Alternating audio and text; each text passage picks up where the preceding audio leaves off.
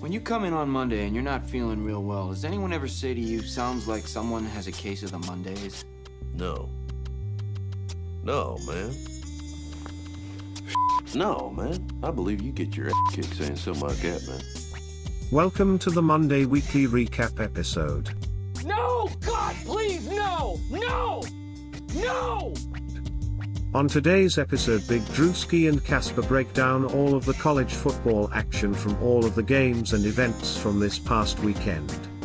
Today's episode is sponsored by the Depot Printhouse, www.staycating.com, and True Tennessean Clothing Company.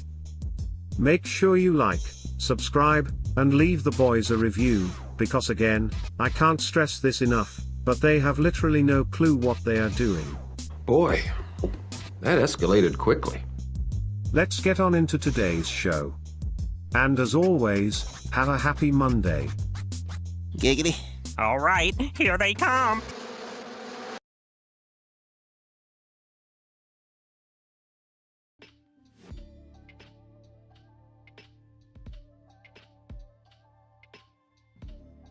Welcome, baby, to the Little Tangerine Show.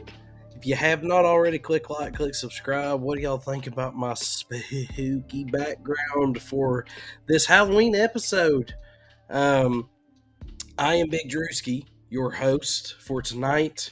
Casper could not make it in. He is on retreat in the Appalachian part of North Carolina. Couldn't be here tonight. He wanted to. So we're going old school like we used to back in the day when it was just Big Drewski. Although I didn't used to sit down at a desk and do this, this podcast. I used to just do it on the roll. So it's been kind of weird. I ate an entire plate of pizza rolls, and I was playing NCAA football 14. Approximately 7 seconds before I started this. So Casper normally does the notes. So tonight we're gonna just hit send like we used to back in the day. So cheers. Hopefully y'all enjoy tonight's episode. Again, if you have not already, click like, click subscribe. Also, there's a good chance that some of you guys may or may not be watching this video live. Some of you guys may or may not even still be pouring in as you're listening to this. It is worth note that this video is being previously recorded. However, feel free to comment, leave comments, reactions, whatever you want to leave. Me and Casper will come back and read these later. So feel free to comment, react, whatever. We'll read them on the next show. All that fun stuff. I'm actually going to type a little message here at the bottom of this, just so you guys will know that. If I could learn how to spell previously. Previously is not spelled like perviously. But feel free to get in on the conversation. Now, again, the podcast episode drops every Monday and Friday at 1 a.m. That's for our night shift people. If you're watching this video, it's probably at 11:30 on Monday, unless you're watching this later. But again, feel free to get in on the conversation. That's something new that we're trying to do.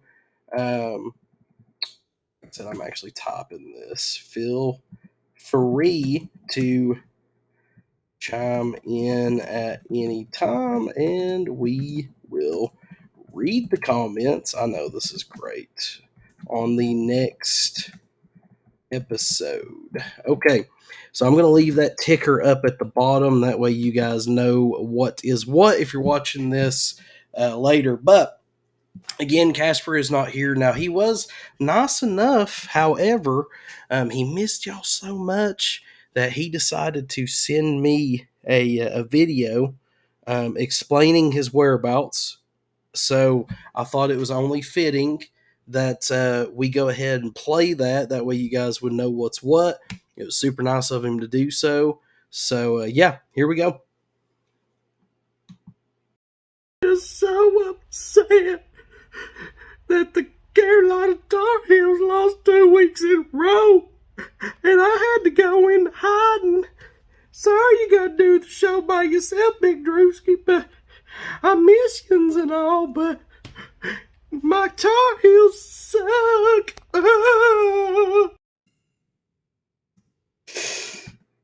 Oh, man.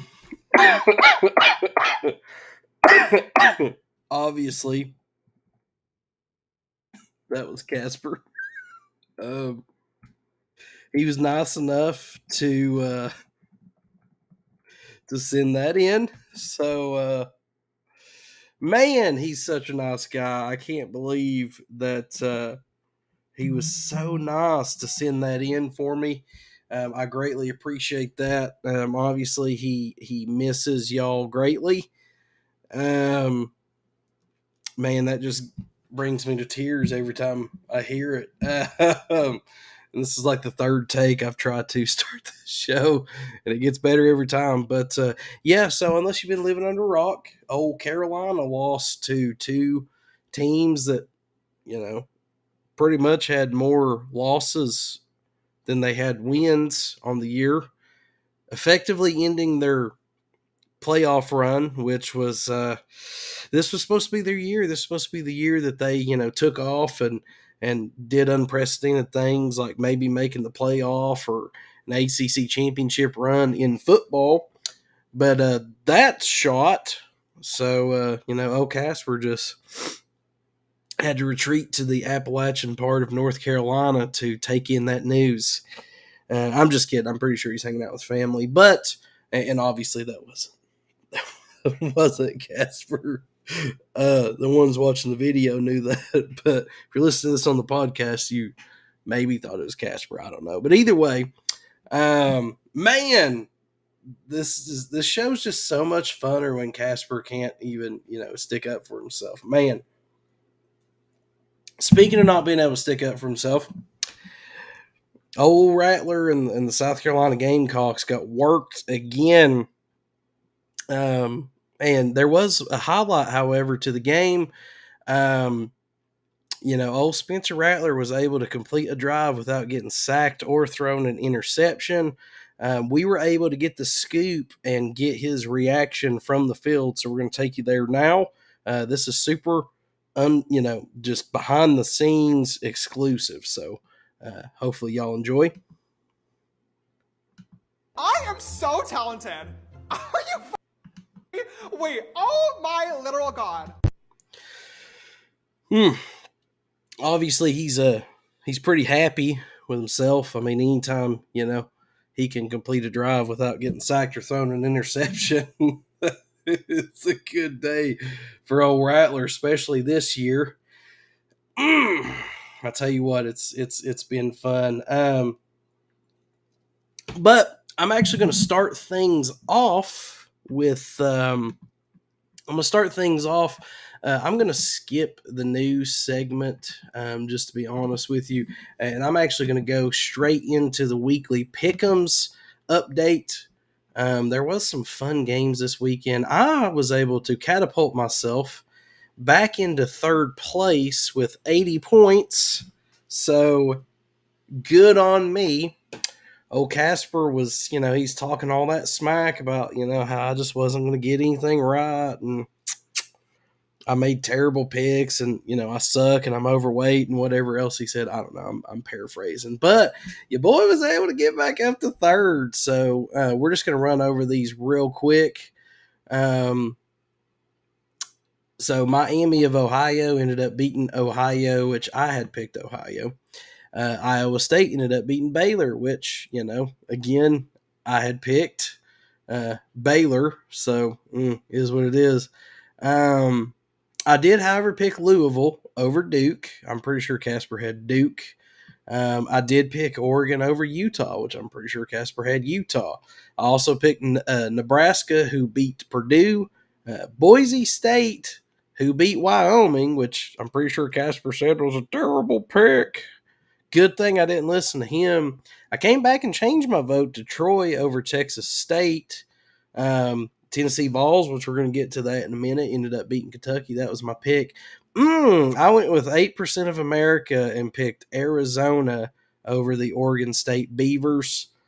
And then Fresno State ended up barely making it past the UNLV, but it is what it is. So I don't know that I was the week 9 winner. We're going to look at that. I might have tied old Daver down. Actually, I think I did tie Daver down. Yes, I tied Daver down, although knowing him, he probably hit the tiebreaker or something stupid, because Daver down is just freaking ridiculous. Yeah, I mean, the final score was 41 points in Oregon versus Utah, and he picked 45. What a freaking rain man. Daver Downs ranked 691 in America against everybody else.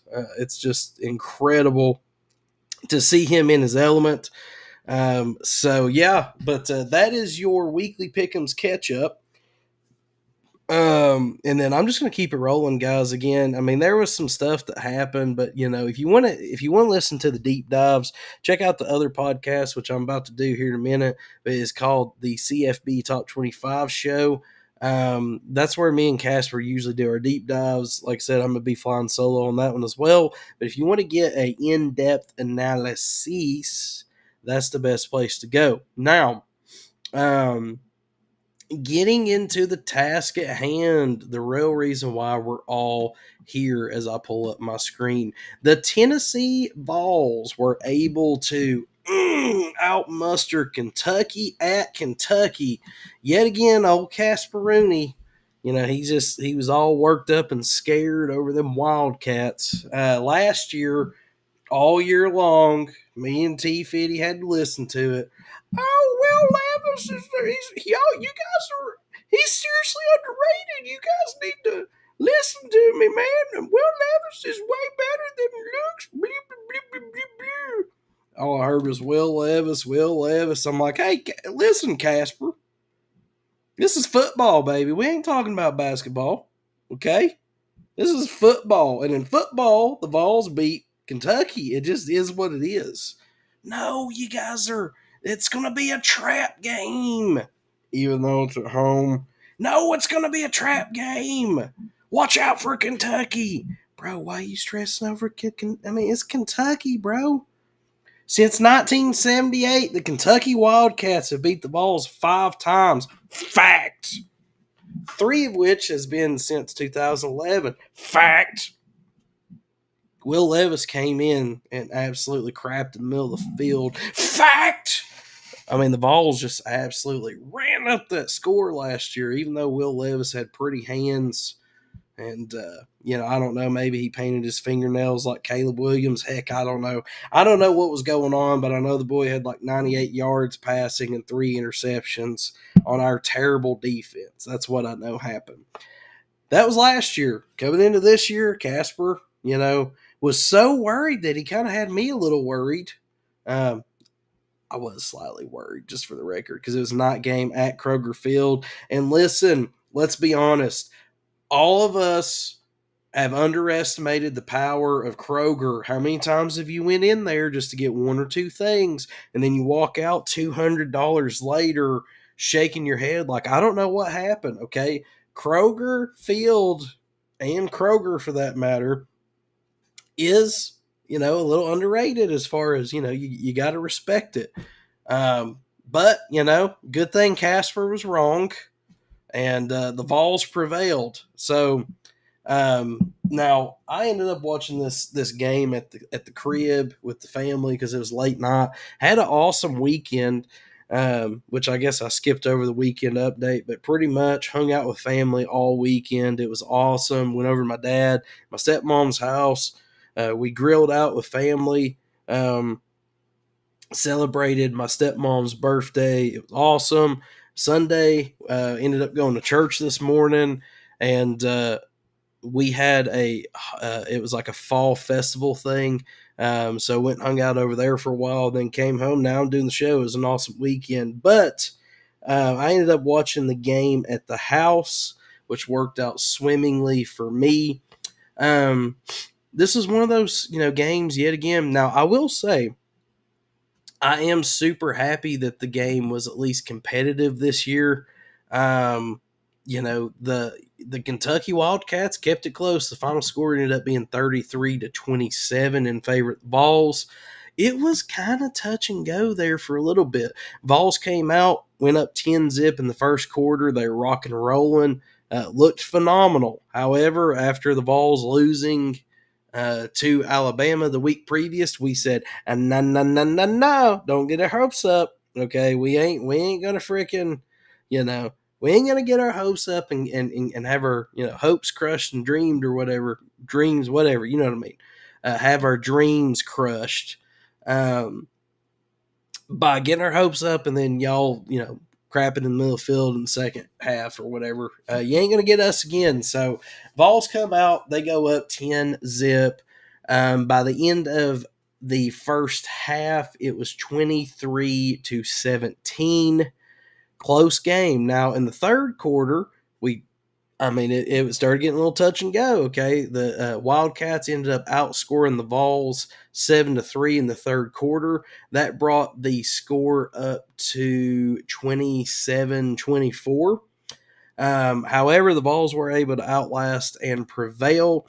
Ended up basically, like I said, grinding out to a win. They outscored the Wildcats in the final quarter with the final score of 33-27. Now, just some initial thoughts. Jalen Wright played phenomenal. Milton had two good games back to back.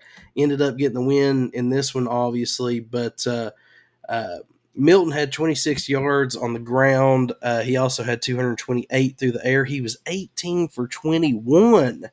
That's pretty incredible. One touchdown. There was a couple drops in this game, but Dante Thornton entered the chat. We've been waiting on that all year. He was actually the Vols' leading receiver, 3 receptions for 63 yards. Squirrel White was doing kind of what he always does, 5 catches, 47 yards. He was playing great. Nimrod actually had a great touchdown catch. He broke free on the left side of the field there. Literally, Kentucky player ended up just falling down on the ground, and then he, Milton absolutely dropped it on a rope to him. But he had one catch, but it was a 39-yard touchdown catch. Jalen Wright had 11 carries, 120 yards, 1 touchdown. Dylan Sampson looked daggum. Him and Jalen Wright both looked unstoppable, dude. They just could not tie up, Jalen Wright. And then Sampson was looking like Kamara 2.0 out there. It was awesome to see. He had 17 carries for 75 yards, 1 touchdown. He also had 4 catches for 39 yards, which is pretty awesome. Ramel was getting involved. Jabari Small had 9 carries, 32 yards. He was kind of their short yardage guy. If they had to pick up a couple yards, they tossed him in there. But all around, man, it was a great game. We actually played really well on defense for the most part. We did allow Devin Leary to have 372 yards through the air, 2 touchdowns. Primarily that went to Dane Key. He had 7 catches for 113 yards, 1 touchdown. But for the most part, they were just kind of spreading the ball around to multiple guys. There wasn't really any one guy that outdid the other one. They had several guys that had 61, 58, 35, 33, 28, 24, 20 yards each. But they were just spreading the ball around. Devin Leary played great, arguably maybe his greatest game all season, which the Vols are, kind of known for. We're known for taking average people and making them look way above average. Now, one thing that I will say, okay, to the Tennessee Vols faithful, okay, the ones that were running your trap about Haddon, old Haddon, number 5, okay, a lot of people running their mouth, Haddon's this, Haddon's that, blah, blah, blah, blah, blah, whatever. He is out for the season, okay? He is injured. He's gone, okay? In my humble opinion, what we seen this last game is a direct result of that, okay? Haddon is way better than y'all give him credit for. He's damn near a shutdown corner. One of the best in the SEC. He's widely regarded as such. ESPN, Fox, whatever, doesn't matter. They all love him, all say good things about him. This is a direct result of him being out, in my opinion. Okay, and I mean, go back and watch some of the other games where we've had him on the field, and then look at what Kentucky was able to do. No disrespect to Devin, no disrespect to Kentucky as a whole, but look at what they were able to do against us. In my opinion, I think that's a direct. Now, I know Kentucky people is going to say, oh, well, one player shouldn't make up that big of a difference. In our case, it kind of does, man. Now, what I was wanting to see some season stats on Kentucky versus how that they played. I'm going to pull that up while I'm looking at other stuff here. But yeah, like I said, Devin Leary, he played great, no doubt about that. So on average, Kentucky has 218 yards through the air, 219 if you want to round it up. That's 81st in America. They have 144 rushing yards per game. That's 81st in America. They're tied for 50th with 30.8 points per game. They've only allowed 24.8 yards per game. That is 61st in America. So in this particular game, they were able to get 372 through the air, which that is like 150-ish more than they usually get.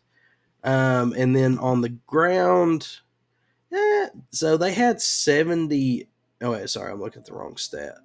They had 72 yards on the ground.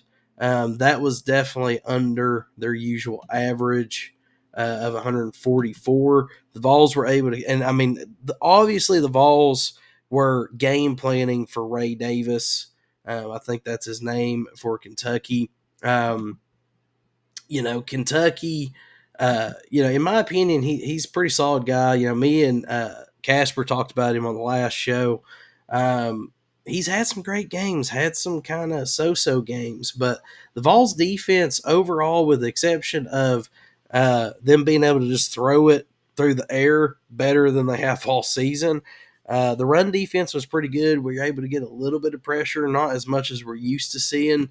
But again, I think having Haddon in the background there, tying up some of them guys, I think made a pretty big difference. I think that's part of the reason why they were able to throw the ball around. Now, we're going to I'm going to actually show, this is from my TikTok page. I'm going to show my initial reaction from the game, and then we'll discuss from there.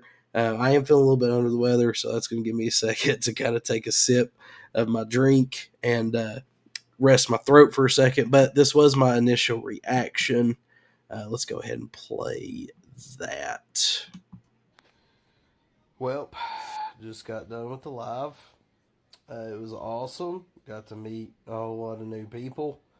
I greatly appreciate it. So many respectful Kentucky fans. It was awesome.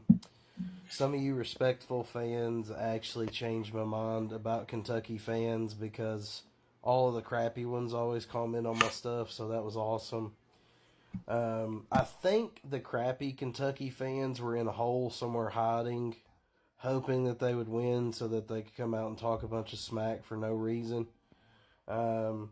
But it was an awesome game, dude. I would much rather watch a competitive game like that versus one that was, played last year. I've said all year long that I think I actually like Devin Leary way better than I do Will Levis anyways. Will Levis was just a pretty boy with big hands, in my opinion, but that's either here nor there. I'm not trying to get Kentucky fans mad, but I had an awesome time. Talked to a lot of you guys. It was fun. Had a blast. Thank you for all the new likes, followers, all that stuff. But yeah, proud of my Vols. You know, we dug it out. Tough road win. Don't underestimate that Kroger field now, okay? We all have walked into Kroger, let our guard down, and lost way more money than we should have before we even knew what happened. And that, I feel like that sums up Kroger field, especially night game, dude. People don't expect to go in there and lose, and they come in, play a hard fought football game, and make you look stupid. Ain't that right, Florida?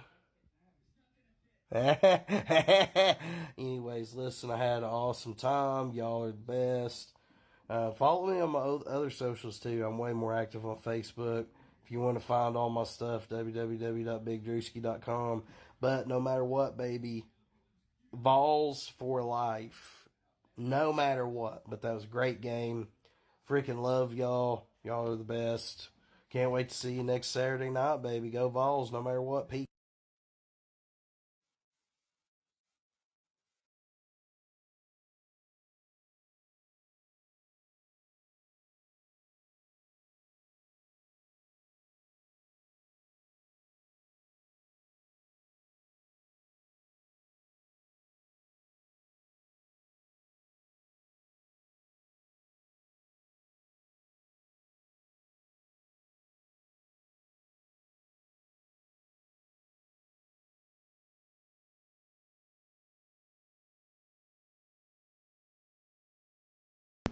Oh, my bad. Sorry, I was talking to nobody. My bad. I forgot I had muted my mic.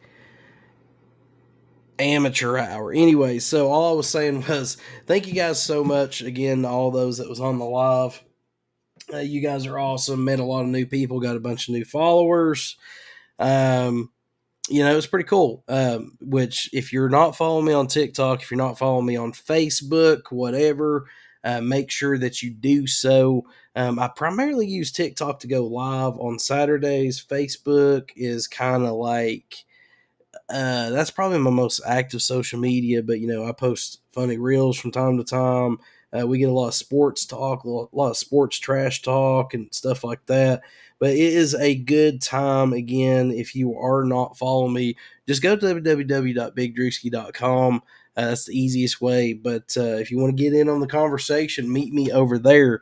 But getting back into this game now, one thing, you know, that was a big topic was penalties. Okay. Penalties were, you know, and it was funny because I ended up going live throughout the whole game. And at first, all the Vols fans were hopping on there like, dude, what the crap, man? You know, they're calling everything against us. This is bull crap. Oh, man, we're going to end up losing this game because of stupid penalties, blah, blah, blah, blah, blah. And then there was a very questionable catch call for Ramel Keaton. I mean, best I can describe it to you without showing the play was he was like falling out of bounds. He tried to drag his toes, but like literally as the ball hit his hands, his toe was like simultaneously coming up off the turf. They called it a catch, decided to challenge it, came back, watched it for like what felt like 15 minutes, ended up basically deciding that it was a catch. I guess, in my opinion, they you know, didn't have enough to overturn it. I'm assuming because it was kind of a bang bang play.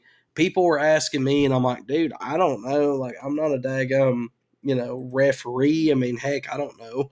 The rules are different from NFL to college as far as like, you know, completion of the catch, going out of bounds, blah blah blah. It's all different. So, in my opinion, I don't know that there's enough to overturn it.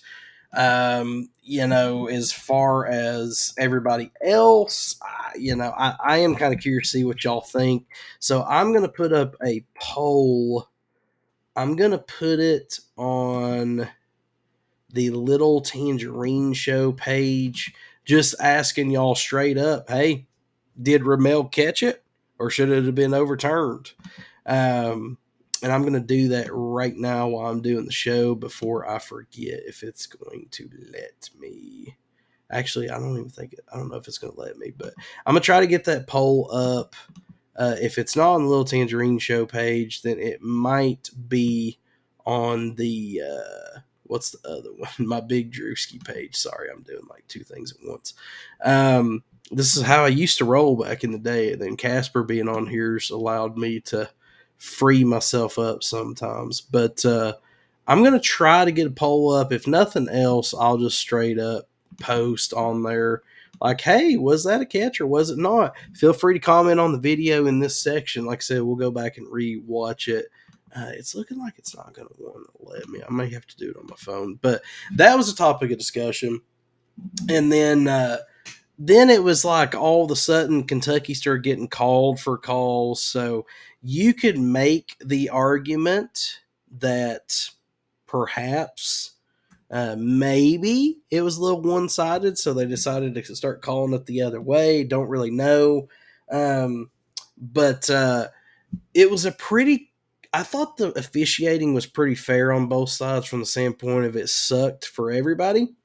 The funniest part of it, though, was, and again, I'm not going to get into whether or not they're faking it, but towards the end, Kentucky started getting hurt a lot. Well, it was funny because they had a guy drop and get hurt on defense, and I think there was like 44 seconds on the clock, and he drops and hits the turf like, oh, hopefully he was actually hurt, because if not, he ended up costing the game, because it was like fourth down, and I don't even remember what it was, fourth down and something.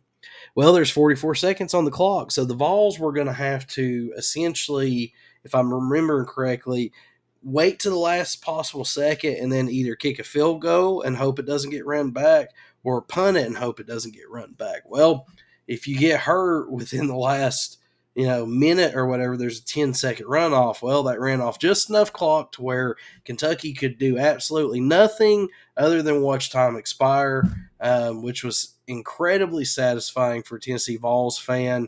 I don't know about the Kentucky fans as much, but it was awesome to watch from our standpoint. So yeah. Now, overall, again, some stats to look at. Passing, so total yards, Tennessee had more total yards. Kentucky had way more yards through the air. They had 372 to the Tennessee Vols 228. On the ground, however, the Vols absolutely outran Kentucky. I mean, ran the lights out of them. In my opinion, I think that this was the missing piece for the Vols last week versus Bama. I think that if we were able to run the ball like we normally do, I think that we get out there and get that win. But Tennessee Vols went back to what's made them successful in the past: 228 yards through the air, 253 on the ground. Outran Kentucky, wasn't even close. The Vols also had 47 rush attempts. Kentucky had 24. We averaged 5.4 yards per run to Kentucky's 3. We were out-penalized, though. 9 penalties for 70 yards to Kentucky's 4 for 21. Now, neither team turned the ball over, and the Vols only had possession for right at about 27 minutes. So this was just a good old-fashioned slobber knocker, man. Two teams just duking it out. It was a great game, great win, gutsy win for the Tennessee Vols on the road. It was a good thing. So we're going to get into real quick. This is something that we don't normally do, but just looking ahead, I'm actually going to pull up the SEC standings so that we can look at the Vols' potential quote-unquote future path. So the SEC East is essentially, I don't want to say wrapped up, but it's kind of sort of wrapped up. Georgia would have to, so first off, Vols have to win out, no questions asked. Okay, and again, I'm not saying that any of this is going to happen, but some of you were asking, can the Vols still make the playoffs? No, they can't. Can they still make the SEC championship? Technically, they could, but Tennessee is going to have to win out. Florida is going to have to lose one more. Okay, Florida is 3-2. Tennessee is 3-2, but they lost head to head versus Florida. Now that or Tennessee has beat Kentucky, if they win out, that takes care of itself. In the East, South Carolina, Vandy is not even in the conversation. So Florida needs to win one more or lose one more. Vols have to win out. Mizzou needs to lose to the Vols. So that would put the Vols above on the head-to-head. Georgia is going to have to lose to the Vols, and then they're also going to have to lose to someone else. Okay, that's the only way that the math works. Not Kentucky. Georgia's remaining schedule, they play Mizzou. So if Mizzou beats Georgia and then the Vols beat Georgia, that kind of takes care of itself. But Georgia is going to play Mizzou at home, Ole Miss at home, Tennessee on the road, and then the Georgia Tech game doesn't matter. So within those 3 games, Georgia has to lose 2. Mizzou has to lose to the Vols. Vols have to win out, and then Florida has to lose one more. Now, for the record, Florida losing one more is debatably the most likely scenario. They got to play Arkansas at home, at LSU, at Mizzou. Those are 3. Now, Arkansas's, they're better than they look. So, so that is the only way that the Tennessee Vols could potentially make the SEC playoff.